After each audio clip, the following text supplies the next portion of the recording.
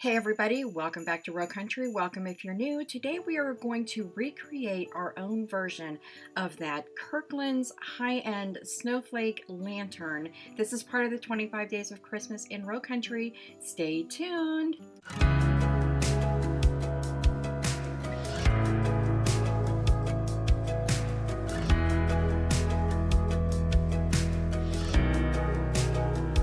Okay, everybody, so here's a reminder of the Kirkland's piece. We're going to recreate our own, save a little bit, and we're actually going to be able to customize this perfectly for us.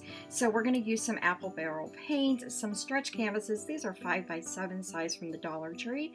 Also some ornaments. You will want the snowflake if you're going to recreate this exactly. Some craft sticks, and also an empty ribbon spool, a small book ring that I picked up at the Dollar Tree, and your choice of florals and ribbon. Now I've taken all of these staples out of the back of this stretched canvas, and you're going to do that times 4, guys, because we are going to make a lantern and it needs 4 sides. I don't like that you can see the holes, even though this will be on the inner side of the lantern. I wanted to recreate something that if I wanted to give it as a gift, I wanted it to look finished. So I'm going to take this lightweight spackle from the Dollar Tree, and I'm just going to use my fingers to go ahead and fill in all of the indentations and the staple holes. Sometimes these frames aren't exactly square, and sometimes the sides are lifted a little bit, so anything that was off kilter, so to speak, I went ahead and filled it in with this lightweight spackle. So you can see here what I've done so far, and I am going to go all the way around, and I'm going to do that on all 4 of these frames, and I'm going to set that aside and let that spackle set up. Now I picked up these snowflakes from Michael's. They were 79 cents on sale, and I had some left over. Dollar Tree has these, but I want to show you for the 5x7 canvas frame, you will need something in between the snowflake and the frame itself.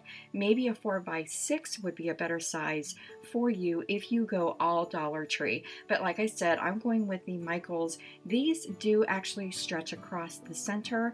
I do need to fill the holes though for the ornaments, because we're not going to use these as an ornament. And I'm just going to do this method right here, where I just sort of squeeze a little bit in that hole, use my finger and my thumb to fill it, and again, all 4 of those will be filled in that manner and then put aside so that everything can set up. Now I did set these aside and I let these dry completely. It was a few hours. I went ahead and did a few other projects and came back to this. Now I'm using a Dollar Tree sanding sponge, and I'm just going over everywhere that I place the spackle. I don't want to remove it all the way per se, but I do want to make sure that everything is nice and flat and even before we move on to the next step. So just take your time with this. I don't recommend a rotary sander at all. My hand was enough to do this. And this is the result after you have done all of your sanding. Really, if you don't look at it completely, you don't really necessarily know which was the front and which was the back. So that was the goal of this. Now I like that my snowflakes span the sides of the frame on this. I don't have to add anything else to it. The Kirkland's piece looks as though the snowflake is suspended and it has little, I don't know, bars going across it. I wasn't necessarily looking for that, but like I said, if you go all Dollar Tree, you could use barbecue skewers to recreate that portion of this DIY. I just took some hot glue and I placed it across the center, just really eyeballing. I didn't even take my time to measure this, but I'm making sure that the fronts of these frames are what is showing on the outer side, and that is the part that is going to be taking the snowflake on the front. And I'm just taking one of those and lining it up with the next one in line so that these all line up as they go around the lantern when it's finished. And I'm just taking, again, just some hot glue on the edges of these snowflakes, and I'm going to press that down onto the frame, and I'm going to do that 4 times.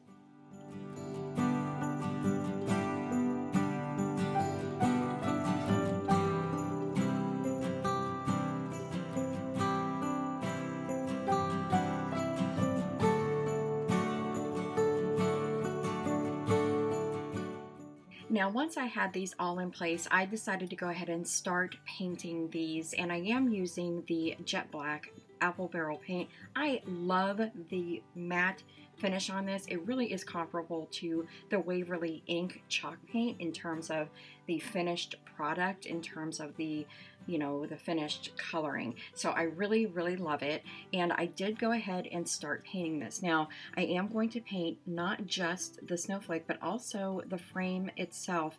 And then I realized I actually needed to go ahead and start figuring out how this was going to go together, because I'm using Dollar Tree's wood glue to attach the frames to themselves. So I stopped painting and I came in now with some of that glue. I love this glue from the Dollar Tree. It's in the Crafter's Square section, and I highly recommend it for any wood project that you need to have glued together. And I'm just using some clamps. I'm out of frame there a little bit, but there it is. I'm using clamps from the Dollar Tree, and I put these together with the glue in between. I did not use any hot glue at all, and I used the clamps to hold these together. Guys, it was about 25 to 30 minutes before I could remove the clamps and move on to the next part. So as you're doing this DIY, allot yourself some time. Get yourself some more clamps so that that time overall can be cut down, but you want to make sure that the frames are nice and square and attached to themselves before you move on.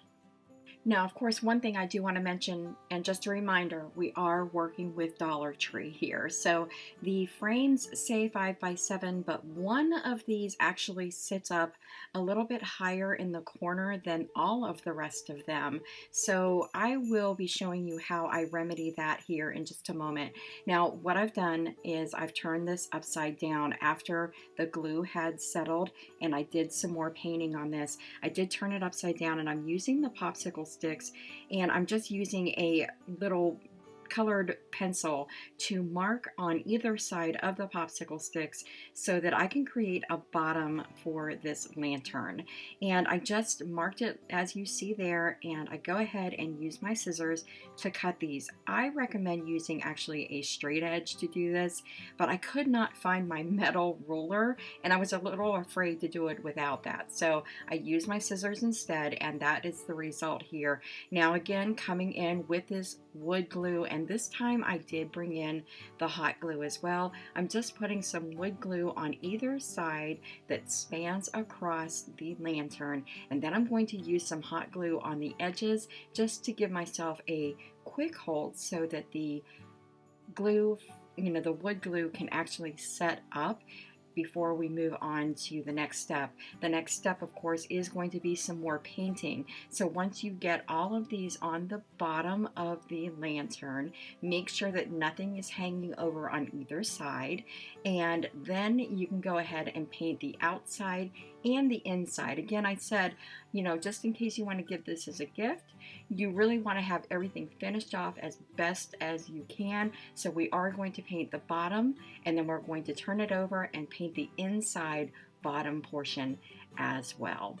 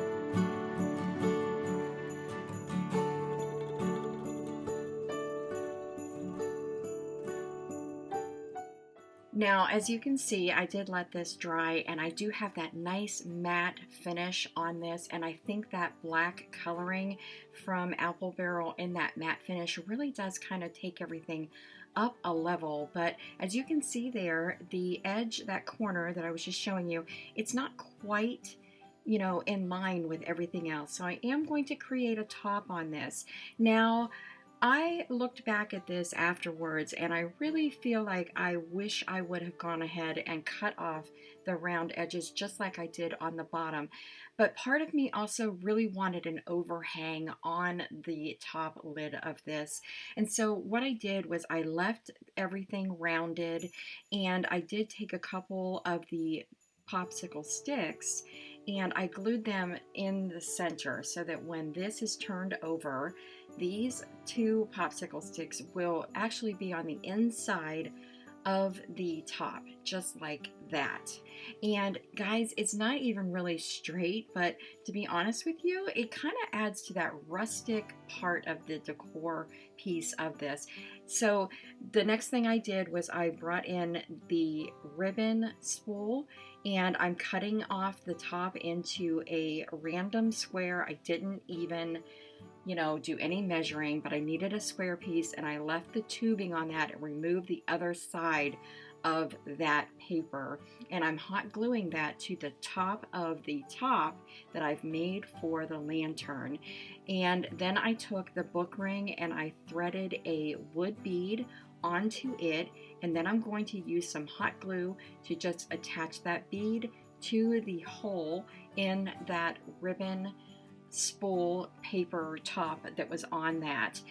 And now what that does is it gives me the ability to lift that lid off the top of the lantern. We are not going to use any open flames in this at all, but we are going to set a candle down inside, and I want to be able to lift the top off of it to replace the batteries and things of that nature.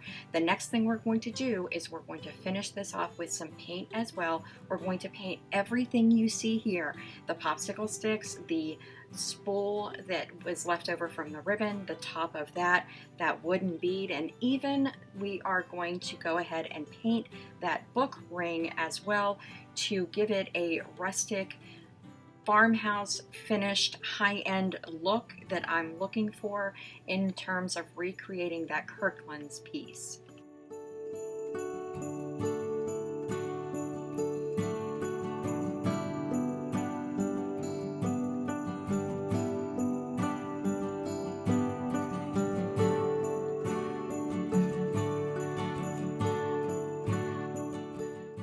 Okay guys, so while my paint is drying, I'm bringing in one of these Dollar Tree candles that I picked up last year, and I have taken the glitter off of the outside of this. I am going to leave the inside silver because I do like the way that the light reflects off of the inside of that, but I wanted to try something a little bit different. I've seen other techniques before, and I really wanted to give it a try for this DIY. So what I'm doing is I'm bringing in some more of my Waverly white chalk paint. Guys, I really promise you I am totally almost out of this, but I just seem to be able to pull out a little bit more for DIY, and I had enough to do this technique, so I'm really glad that that worked out for me. So what I did was I just took that sanding block, removed as much of the glitter as I possibly could, and came back and gave this one nice coat of the Waverly chalk paint to give it that finish of the chalk paint that I really love, but it's also going to help with the technique of this. So once I get all of that covered, I'm going to set it aside and I'm going to just let it dry for a little bit, and then I'm going to try a technique to turn this into a wooden candle pillar. Guys, I've seen this done many times. I'm just bringing in my maple gel stain and I'm going to go over the candle how I had painted it before. So it's going to go in an up and down motion rather than side to side. I'm not turning this into like a birch candle or anything like that. And I have taken the paint brush there that I am going to use, and I have made sure that it is damp but not soaking wet. And I'm going to use this method so that I can evenly spread the stain. Now, as the stain is going on, I am liking the way that it is applying to the, paint on this. I really am liking it. However, I did feel that I needed the brown to be a little more dark. So I'm bringing in some apple barrel paint, and the color is chocolate bar, and I'm mixing it with the maple stain so that I can just kind of deepen the color of that. And you can see as I'm mixing it, it is coming out darker, and it's kind of going away from the orange and more into the browns, and I really like that. So I first start by just taking my brush on the tip of it and just adding some lines randomly, and then I'm coming back and sort of mixing it all together. So you can see as I go over where I had originally stained, it does, tone down the orange on that really, really well. And then it starts to take on that deeper brown color. And guys, when it is dry, it does look like I wrapped this in some wood, and I'm really pleased with how it turned out, and I'll let you watch as the whole technique unfolds. It really is just a matter of going up and down in full strokes as best as you can, adding a little bit of dimension here and there by hitting it again with the edge of the brush and bringing some more of that brown straight up and down.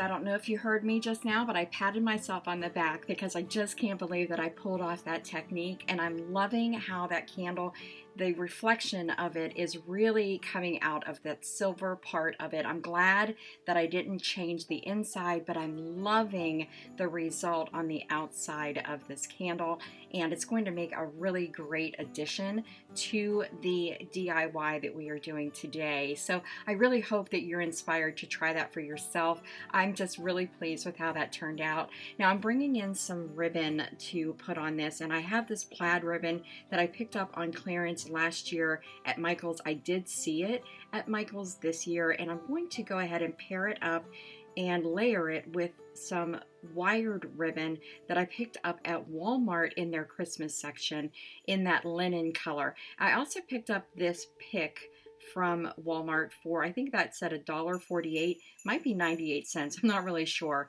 but I'm only using the greenery on this as well as that little pine cone.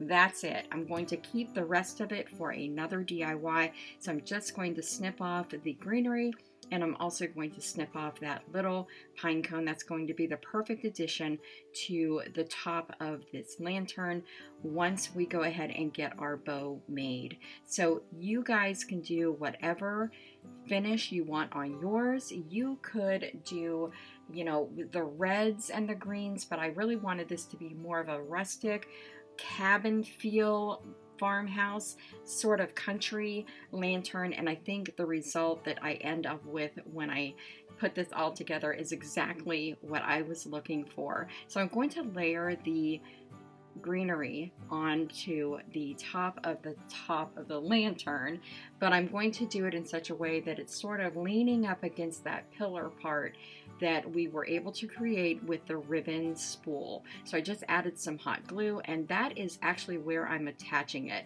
is to the spool part itself and not the top of the lantern, if that makes sense. And I'm having it go off to the left and also to the right. So you'll see when I bring in the second piece, it's a little bit larger than the first one, and it's going to overlap that just a little bit. So once I get it exactly where I want it, I'm going to go ahead and do the same technique. Just going to add some hot glue there to, I guess, the stem or the spine of the greenery, and I'm going to attach it with that hot glue, just kind of overlapping that first piece and attaching it right there in the center. So that greenery has some flocking on it that Walmart put together, so that turned out really pretty. I had thought that I would use other greenery and have to add some white paint to it, but thankfully I didn't have to do that.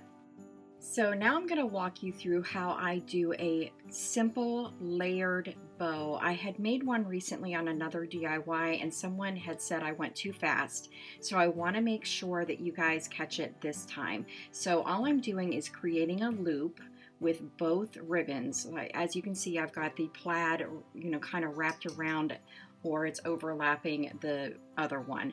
And then I'm going to bring it around. So I'm bringing my hand out just a little bit from where I've got it pinched together, and I'm bringing it around just like that. So the nothing's been twisted. We have a loop, and then we brought it around just exactly how it was. And then I'm going to go ahead and straighten everything out. I hope this is making sense. So I want to make sure that at this point I still have the ribbon lined up, and now I'm twisting it, and I turned it over one time so that when I push that ribbon through the loop that I had made, as I came around, I'm tying my shoe is basically what I'm doing. So when I pushed it through, the plaid ribbon is what was on top as it came through. And now I'm using my right hand to make sure everything lines up. And I'm just pulling it together taut, but not completely tight. And I'm going to make sure that my ribbons are now all facing sort of the same way. So all of my plaid is facing out, and I have the linen inside, and it is actually wired.